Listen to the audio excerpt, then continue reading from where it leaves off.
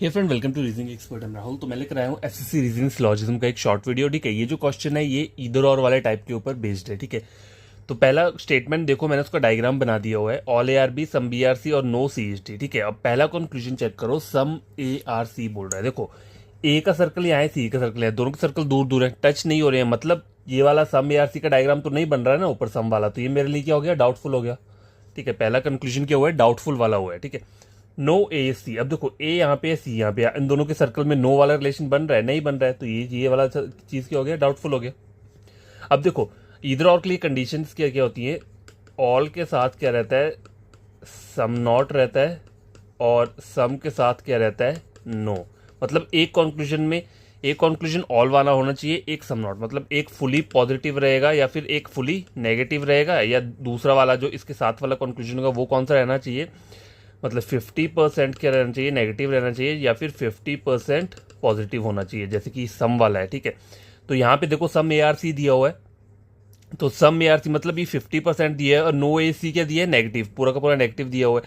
तो यहाँ पे ये बन रहा है। ठीक है, सब्जेक्ट के नीचे सब्जेक्ट है, प्रेडिकेट के नीचे क्या दिया है, प्रेडिकेट दिया हुआ है। ठीक है, तो यहाँ पे क्या हो जाएगा, इधर और बन जाएगा, क्योंकि दोनों क्या है, डाउटफुल है। देखो, कंक्लूजन दोनों डाउटफुल होने चाहिए, तभी इधर और बनेगा। अगर मान लो इनमें से एक भी डेफिनेटली डज नॉट फॉलो वाला हो गया, तो वो क्या बनाएगा, इधर और नहीं बनाएगा। तो यहाँ पे जो बन रहा है वो इधर और बन रहा है, पहले और दूसरे कंक्लूजन में।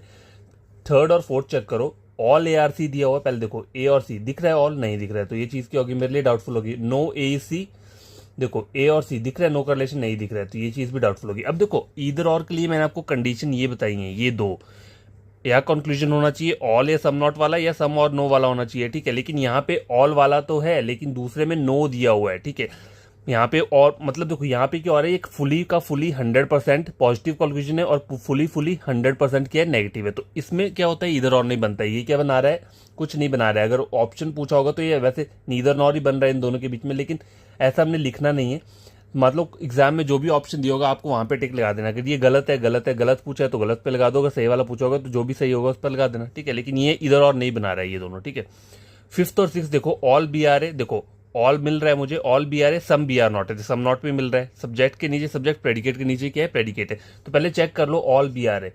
देखो, ये बी है और ये यहाँ पे सम बी आर है तो है, लेकिन ऑल बी आर ए वाला तो डायग्राम नहीं है, तो ये चीज क्या हो गई, डाउटफुल हो गई। सम बी आर नॉट है।